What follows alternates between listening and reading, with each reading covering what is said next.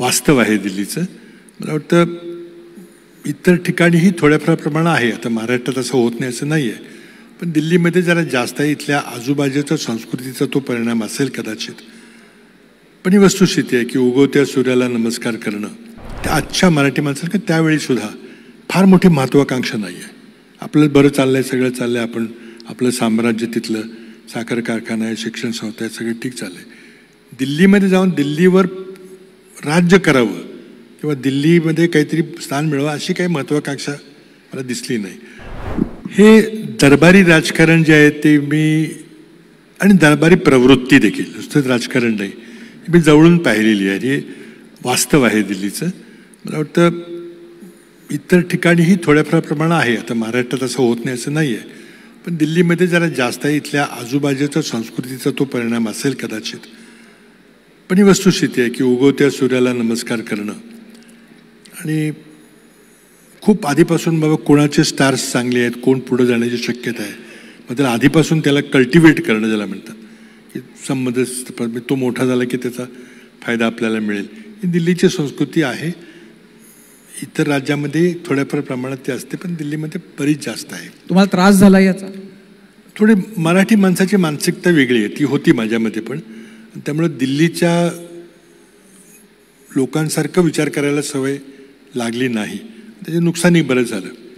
पण ते मला वाटतं बहुतेक मराठी माणसाचं होते ते ॲडजस्टच होत नाही तिथं.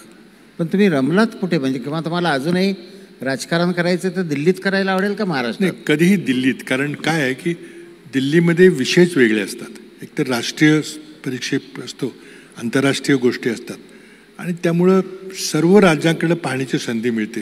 जी राज्यात आपण केलं की मग फक्त राज्यापुरता दृष्टिकोन मर्यादित असतो. दोन्ही अनुभव महत्त्वाचे आहेत.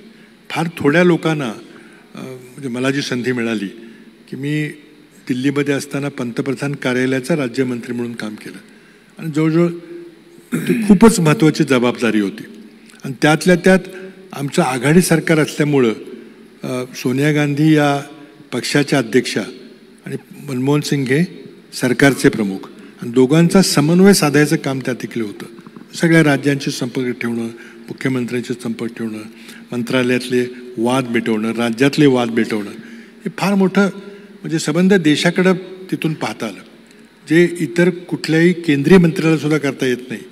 कारण एखादं खातं असतं, रेल्वे असेल किंवा ऊर्जा असेल, ते मला करायला मिळालं. 6 वर्ष मी तिथं होतो, आणि पंतप्रधान कार्यालयामधून सर्व देशावर नजर ठेवणं, आंतरराष्ट्रीय संबंध, आणि दुसऱ्या बाजूला सोनिया गांधी 2004चं जे मॅन्डेट होतं ते सोनिया गांधींना त्यांच्या जाहीरनाम्याला मिळालं होतं, आणि तो जाहीरनामा अंमलात आणण्याची जबाबदारी सोनिया गांधींची होती, आणि त्यांनी ती सरकार पार पाडते की नाही यावर त्या अंकुश ठेवून असत.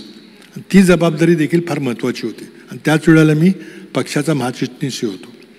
खूप चांगली एक तुम्हाला प्रशासनाचा खूप एवढा. त्याच्या आधी की हे दरबारी राजकारणाबद्दल तुम्ही बोललात. खरं तर दिल्ली हे अशी जागा आहे की जिथं एक सो एक इरसाल माणसं आणि राजकारणी असतातच, पण ते आणखीन उत्तरेकडचे तर राजकारणी आणखीन इरसाल, म्हणजे महाराष्ट्रातल्या राजकारण्यांच्या तुलनेत आपण जर बघायला गेलो तर जेव्हा त्यांच्याशी डील करण्याचे प्रसंग तुमच्यावर आले तेव्हा एक मराठी राजकारणी म्हणून मराठी माणूस आणि उत्तरेकडची माणसं, उत्तरेकडचा विचार करण्याची पद्धत, तुम्हाला मुख्यत्वे मराठी माणसाच्या बद्दलचं काय वेगळेपण जाणवलं जे इथल्यांपेक्षा खूप त्यांना वेगळं करणार आहे? एक महत्त्वाचं या ठिकाणी सांगितलं पाहिजे की कदाचित आजच्या मराठी माणसाला त्यावेळीसुद्धा फार मोठी महत्त्वाकांक्षा नाही आहे. आपलं बरं चाललं आहे, सगळं चाललं आहे, आपण आपलं साम्राज्य तिथलं साखर कारखाना आहे, शिक्षण संस्था आहे, सगळं ठीक चाललं आहे. दिल्लीमध्ये जाऊन दिल्लीवर राज्य करावं किंवा दिल्लीमध्ये काहीतरी स्थान मिळावं अशी काही महत्त्वाकांक्षा मला दिसली नाही. आता या सगळ्या कालखंडात पाहिलं तर स्वर्गीय यशवंतराव चव्हाण, त्यानंतर थोडेसे शरद पवार, अलीकडच्या काळात म्हटलं तर थोडे गडकरी गेले, पण त्यांना एक लिमिटेशन्स आल्या. बाकी कोणीच इथं दिल्लीच्या राजकारणामध्ये फार प्रभावी काम करताना दिसत नाही. मंत्री होतात, जातात. आपण पहिल्यांदा असं आहे की नवीन समजा एखादे खासदार इथं आले, हवामान कोणाला मानवत नाही, जेवण आवडत नाही, मग तिकडे शिक्षण संस्था आहेत, कारखान्याची जनरल बॉडीची मिटिंग आहे, मग प्रिन्सिपलचा इंटरव्ह्यू आहे, आणि त्यामुळे लगेच दिल्लीला आले, सही केली की लगेच पुढच्या विमानानं परत घरी ही प्रवृत्ती आहे. त्याच्या उलट उत्तरेमध्ये सर्व राजकीय नेते हे दिल्लीला राहतात. शेजारी हरियाणामध्ये, शेजारी उत्तर प्रदेशमध्ये, मध्य प्रदेश भोपाळमध्ये, हिमाचलमध्ये हे 2-3 तासामध्ये जाऊन मतदारसंघातले 1-2 दिवस घालवून कधी मिटिंग करून परत दिल्लीला. आणि त्यामुळे ते सगळे उत्तर भारतातले दिल्ली जवळच्या राज्यातले राजकारणी हे फक्त दिल्लीचं केंद्रीय राजकारण करतात, जे महाराष्ट्रातली माणसं करत नाहीत. आणि त्यामुळं लवकरच आपल्या महाराष्ट्रातला एखादा राजकीय नेता वर पुढं आला पाहिजे असं आपल्या सर्वांना वाटतं.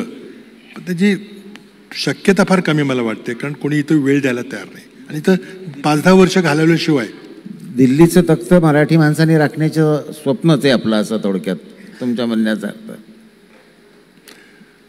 आता तसाच हे आहे की हे कोणी ते म्हणजे कोणाला इथं आपण येऊन स्थायिक होऊन काहीतरी राज्य करावं दिल्लीवर किंवा प्रमुख काहीतरी भूमिका निभावी असं काही दिसलं नाही मला. मी असताना देखील सगळ्यांची प्रवृत्ती, विशेषतः खासदारांची, की चला आपलं सालं सही केली, हजेरी लावली, चला परत.